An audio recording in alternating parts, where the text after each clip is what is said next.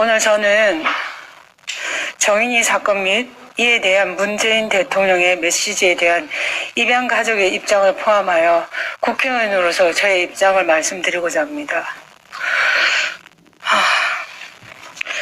먼저 16개월의 짧은 생을 마감한 정인이의 명복을 빕니다.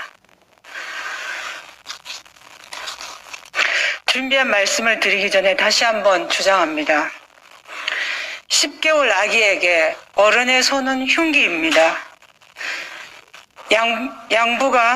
양모가 되었던 손으로 아기를 때리고 떨어뜨린 행위로 장기 파열, 쇄골, 갈비뼈 등 골절로 사망에 이르게 한 행위는 살인죄이고 살인방조죄임을 다시 한번 강조합니다. 따라서 검찰은 학대치사죄가 아닌 살인죄로 공소장 변경을 통해 가해자를 엄벌에 처할 수 있도록 해주실 것을 촉구합니다. 2020년 10월 13일 오후 6시 40분을 기억합니다. 16개월 짧은 생을 마감한 정인이가 이 땅을 마감한 그 시간입니다. 참혹하고 아쉽고 안타깝습니다. 정인이를 제도와 법으로 보호했어야 할 국회의원으로서 책임감을 느낍니다. 저도 정인이처럼 천사 같은 딸을 80일 무렵 입양해서 10년째 함께 지내고 있는 입양 엄마이기 때문에 정인이도 제 딸처럼 너무나 안타깝고 미안한 마음 큽니다. 우리가 알아야 할 한 가지 사실이 있습니다. 통계청 자료에 의하면 2018년과 2019년 2년 동안 아동학대로 사망한 70명의 또 다른 정인이들이 있습니다. 그중 친생부모, 한부모, 미혼부모 포함해서 친생부모로부터 죽임을 당한 아이가 60명입니다. 그 외 동거, 재혼가정 등에서 9명이 죽임을 당했고 입양가정에서 죽임을 당한 경우가 1명입니다. 또한 보건복지부 발간 자료에 의하면 2019년 아동학대 행위자 유형 중 친생부모 비율이 72.3%이고 입양부모 비율이 0.3%입니다.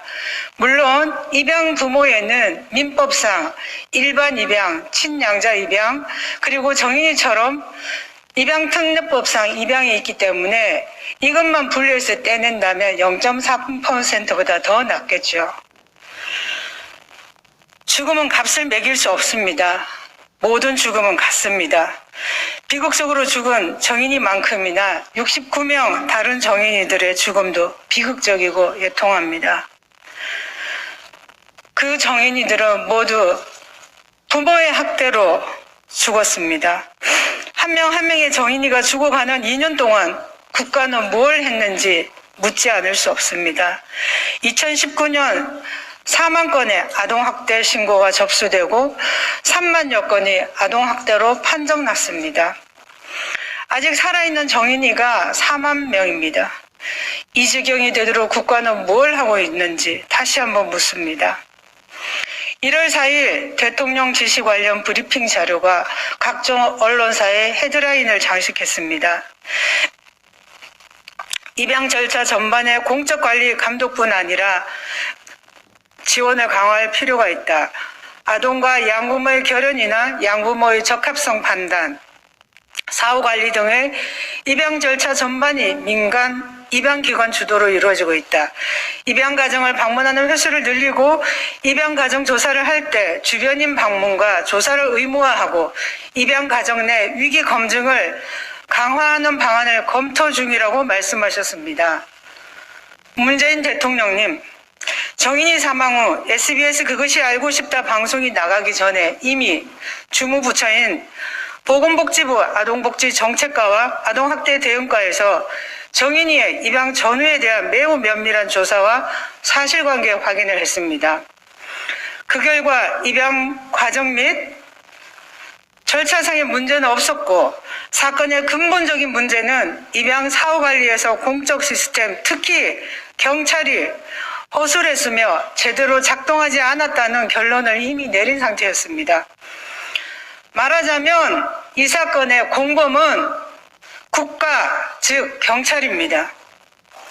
대통령의 말씀을 입양 엄마의 입장에서 들어보면 선한 문장 속에 입양 규제 일변도인 전체주의 국가의 포고문을 직면하는 두려움이 엄습합니다. 대통령께서는 모든 입양 부모가 범죄인이라는 무서운 편견을 가지신 것 같습니다. 대통령께서는 70명의 죽은 정인이 중에 유일하게 입양 가정에서 죽은 한 명의 정인이만을 불러내어 입양 규제가 학대 규제, 즉 학대 예방인 것 같은 착시 정치를 하고 계십니다. 반문합니다. 친생 부모의 학대에 의해 60명의 정인이가 생을 마감할 때마다 대통령께서는 입양 문제 전반에 대한 대책처럼 대한민국 모든 부모가 자녀를 출생한 후 공적 기관에 의한 사후관리, 부모 적합성, 가정 방문 및 조사 시 주변인 방문과 의무화, 가정 내 위기 검증 강화 방안은 왜 지시하지 않으셨는지요? 유독 입양의 경우만을 분리하여 아동학대라는 사건의 본질을 왜곡해서 입양 부모를 잠재적 범죄자 취급한 것입니다. 미안하지만 틀렸습니다.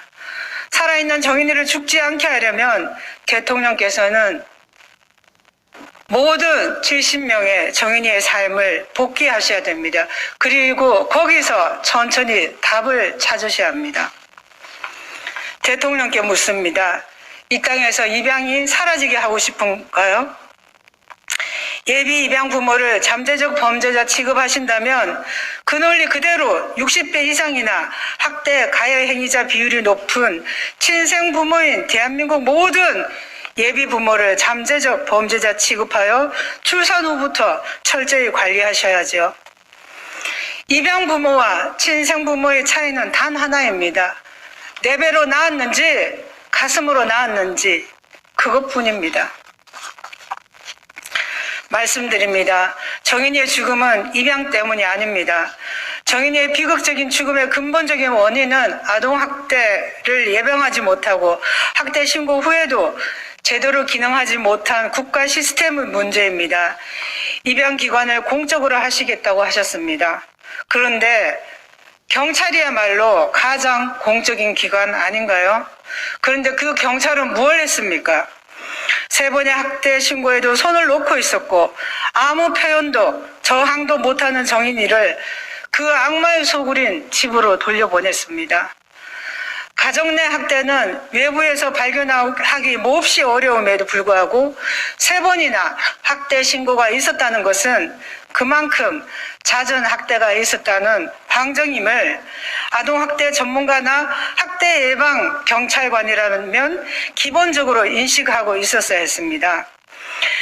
게다가 정인이의 온몸에 든 멍이나 점점 시퍼렇게 변하는 모습, 16개월 아기 몸무게가 8kg에 불과하다는 사실을 보고도 무혐의 처분한 것이 대통령께서 말씀하시는 공적 시스템 경찰입니다.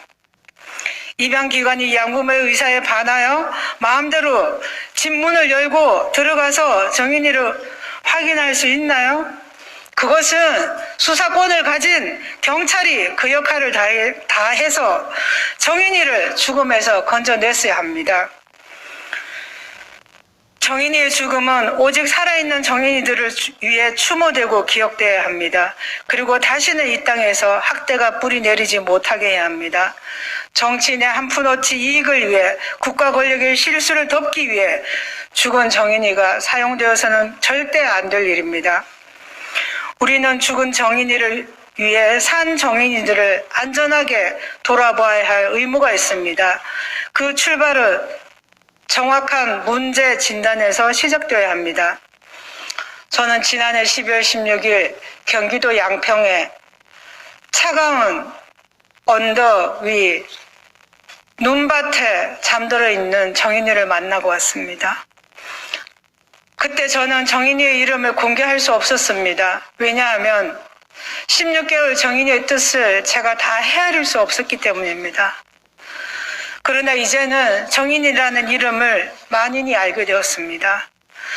우리 정인이는 이 땅에 학대가 사라지게 하고자 천사로 나타난 것입니다. 그 뜻을 왜곡하지 마시기 바랍니다. 향후 본 의원은 입양 아동을 포함한 모든 아동에 대한 학대 근절을 위하여 차분하고 구체적인 노력을 할 것입니다. 분리와 엄벌만이 만능이 아니고 법과 제도가 없어서 아동학대가 일어나는 것이 아닙니다. 우리 모두가 지금도 소외된 아이들, 시설에서 지내는 아이들, 아동학대를 당한 후 위탁가정에서 지내는 아이들, 이 아이들에게 따뜻한 시선과 손을 먼저 내미는 것이 정인이를 위한 또 다른 길이기도 합니다. 특히나 코로나19 장기화로 외부인의 방문이 제한적인 곳이 상당히 많습니다. 이런 곳을 살펴야 할 때입니다. 2021년 1월 6일 국민의힘 국회의원 김미애. 감사합니다.